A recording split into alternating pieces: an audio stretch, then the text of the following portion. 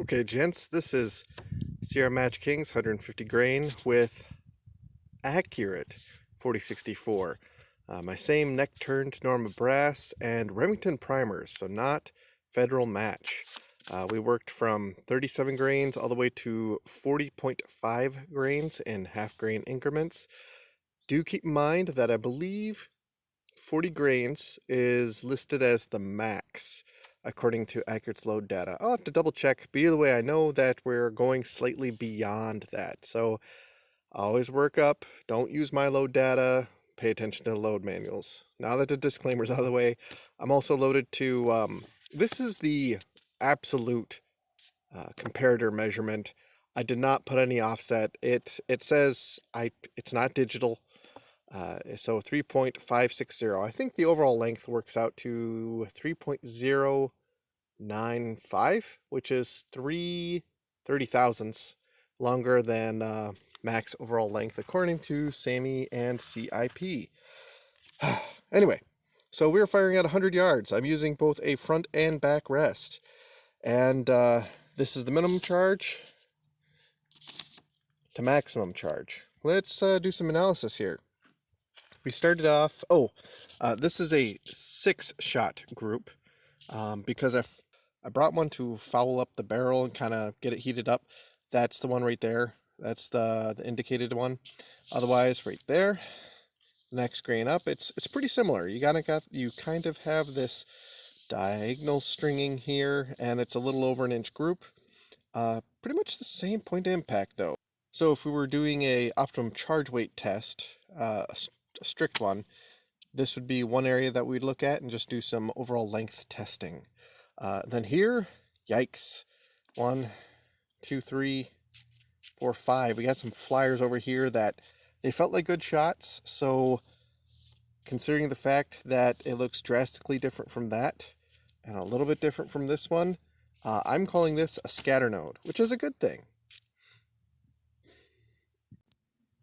So why is identifying scatter nodes good? Well, there's an equation you can pay attention to that it's kind of a rule of thumb that since your accuracy of your gun is dependent upon the harmonics, and harmonics can be measured on a sine wave, well, there's a certain amount of percentage in your charge weight that you can pay attention to help you identify where your harmonic node or your accuracy node is going to be.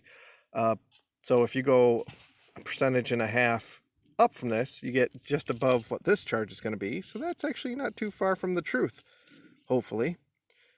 And if you go 1.5% below, and that's 38 grains by the way, so you can check my math, it'd be just below this one, the 37.5, if I recall correctly. And like I already said, this would be one area to possibly pay attention to. We would just have to do some overall length testing, which is very important. We saw that in the previous video. Anyway, so moving on, you can see here when we got to 38.5 grains, yeah, you pretty much have a clover leaf right there, but then you have the fifth shot, which was a flyer. Actually, no, I misspoke. We have a flyer. It's not the fifth shot. That's actually more like the third, and it felt like a good shot. So that's not shooter induced. That's not heat induced. That's something with the load induced. Moving on, this is 39 grains. I'm sorry. Yeah, 39 grains. And you can see it's very similar to the point of impact, maybe slightly higher. And it is, I almost said scattered more around, but you can see it's almost like 4 different individual holes. Moving on, point impact goes ever so slightly up and has some vertical stringing. That's not bad, about an inch. And then we tighten up again, just a little bit. I think it's a little over 1/2 inch, but don't quote me. 1, 2, 3, 4, and then again, 5th one up there. And then 1, 2, 3, and then 4th one is overlapping there. But then we have another outlier. So I think if we would have went up just a little bit from here, we would have found another scatter node, like a terrible scatter node like this one. But again, I'd have to test to really know. Where am I going to do my testing? Well, first, what I need to do is just process things. I'm going to take a picture with Range Buddy. I'm going to see if my predictions with this shift to point to impact, I should say my observations, are correct and kind of go from there. But I've been very happy with Accurate 4064, and this has been pretty much the case with almost every bullet I've tried. The one video I did with the Lapua bullet, Lapua CNR, OTM, something like that, that was actually a very hard bullet to tune, but eventually we got it shooting very well. I think ultimately we settled on a half-inch group, which I was able to replicate, but I didn't do a follow-up video. I ran out of bullets, sorry. At this point, I'm babbling, so the last part of the video is probably just going to be me putting up a picture from Range Buddy, so you guys can take a look at the hard numbers. And I have enough bullets that I'm going to do some overall length testing just to kind of confirm. And maybe what we'll do is a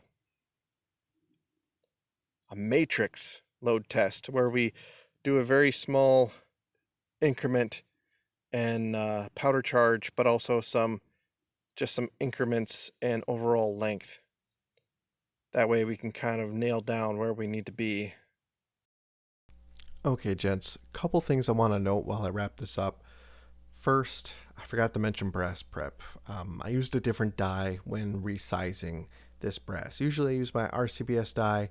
For this, I used my Lee Collet neck sizing die, which I plan on showcasing in the future, but I feel like I'm still learning it. But I felt like it was important enough that I had to note it now. Second thing to note, and you probably already saw this by now, first group on the second row, the lowest row, there's no information for the point to impact. When I was setting up the targets, when I was filling out Range Buddy, I forgot to select the point to aim, and so I don't have that information. But rest assured, it's approximately half-inch to the right and a quarter-inch high, just like the preceding two groups. So when I do my matrix load workup now, which I realize I'm kind of breaking tradition with the whole OCW load workup after talking about it so long, but I already feel like we're like disgustingly close to where we need to be, that I don't need to do a huge workup in terms of overall length. So I think I just need to fine tune the powder charge a little bit, but also fine tune the overall length a little bit. The overall length, I think we're close already. This is the overall length I used with Stayball 6.5 with this bullet.